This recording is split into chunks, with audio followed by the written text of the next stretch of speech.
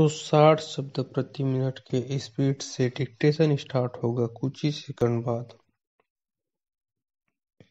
Start.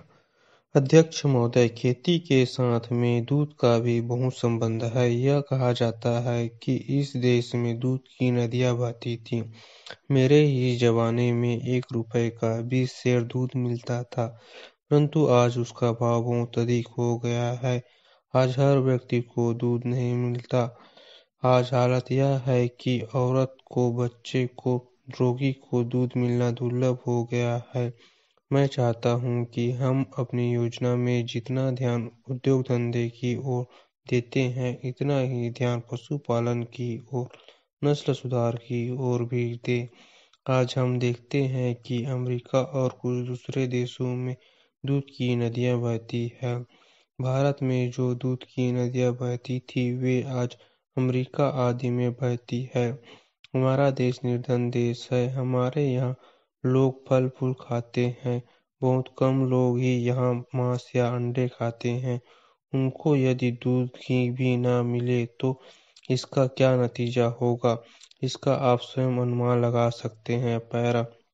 America में एक गाय काफी दूध देती है, जबकि हमारे यहाँ की गाय ज्यादा दूध नहीं देती। मैं आपसे प्रार्थना करना चाहता हूँ कि इस समस्या को आप ठीक तरह से हल करने की कोशिश करें। इसकी ओर आप पूरा ध्यान दें। पर मैंने आपकी रिपोर्ट को पढ़ा है। थोड़ा बहुत इस ओर ध्यान दिया जा रहा है। इसकी कोशिश हो रही है। भारत की जनसंख्या 50 करोड़ है और 5 लाख से अधिक यहाँ गांव हैं। यहाँ पर इस तरह से काम नहीं चल सकता है।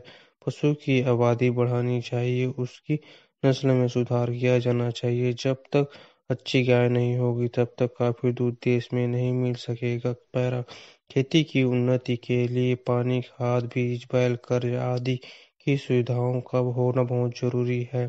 यह हमारे देश के लिए बहुत जरूरी है। इसका कोई इंतजाम होना चाहिए और इस ओर पूरा पूरा ध्यान दिया जाना चाहिए। इन शब्दों के साथ मैं इन मांगों का समर्थन करता हूँ और आपने जो मुझे समय दिया है उसके लिए मैं आपको धन्यवाद देता हूँ। पैरा। इसके पूर्व कि मैं अपना भाषण बंद करूँ, एक और निवेदन आपसे करना चाहता हूँ। मैं देखता हूँ कि देश में अभी भी बहुत सी नदियाँ हैं जिनके पानी का कोई उपयोग नहीं हो रहा है। पैरा। अध्यक्ष महोदय, सरकार देश में खेती का विकास कृषि का विकास करने के लिए काफी कोशिश कर रही है। अब हमें देखना है कि सचमुच में पैदावार कितनी बढ़ रही है और खेती के नए तरीके का किस प्रकार से प्रयोग किया जा रहा है। मेरा सुझाव है कि सरकार इस चीज की जांच के लिए एक कमीशन नियुक्त करे। वह कमीशन किसानों की हालत को देखे और यह भी देखे कि खेती पर कितना खर्च होता है और खर्च को निकालकर किसानों की बचत क्या है। तभी कोई एक सही निश्चय पर हम आ सकते हैं। पैरा। इसके बाद एक बात मैं और कहना चाहता हूँ। हमारे यहाँ गन्ने की समस्या बहुत कठिन है। गन्ने के दाम ठीक तरह से नहीं मिलते हैं। सरकार के हिसाब से तो दाम अच्छा मिल रहा है, लेकिन मैं समझता हूँ कि किसान का कर्जा इतना बढ़ गया है कि इसका खर्चा निकालना मुश्किल हो रहा है। यही नहीं, गन्ने का दाम भी जितना होना चाहिए वह नहीं मिल रहा है। इसलिए इसके ऊपर फिर विचार करना पड़ेगा, क्योंकि किसान की हालत अच्छी नहीं है। हमारे यहाँ पिछली बार गन्ने का दाम अच्छा मिला तो लोगों ने काफी गन्ने की खेती की, लेकिन इस साल आज अप्रैल का महीना चल रहा है और मेरे क्षेत्र का केवल 20% गन्ना अभी तक मिल में भेजा जा सका है। हम कहते थे कि गन्ने की पैदावार काफी है, मिल वाले कहते हैं कि काफी नहीं है। मैं नहीं समझ सकता हूँ कि यह बात कहाँ तक ठीक है। पैरा। एक बात मैं और कहना चाहता हूँ। सरकार खेती के ऊपर से जनता का विश्वास कम होता जा रहा है। सरकारी खेती से कोई लाभ नहीं दिखाई पड़ता है।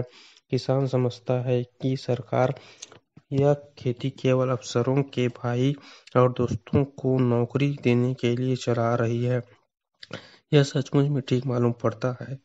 सरकारी खेती में किस प्रकार से काम हो रहा है उसका मैं एक उदाहरण दे रहा हूँ। इसके जिले में एक बड़ा फार्म चल रहा है, उसमें सरकार की काफ़ी पूंजी लगी है। मैं देखता हूँ कि उसमें कभी भी इतनी पैदावार नहीं हुई कि उससे वहाँ के कर्मचारियों के वेतन का खर्चा भी निकल सके। श्रीमान, ऐसी खेती से क्या लाभ, क्या यह किसानों के लिए अच्छी खेती का उदाहरण हो सकता है? स्टॉप।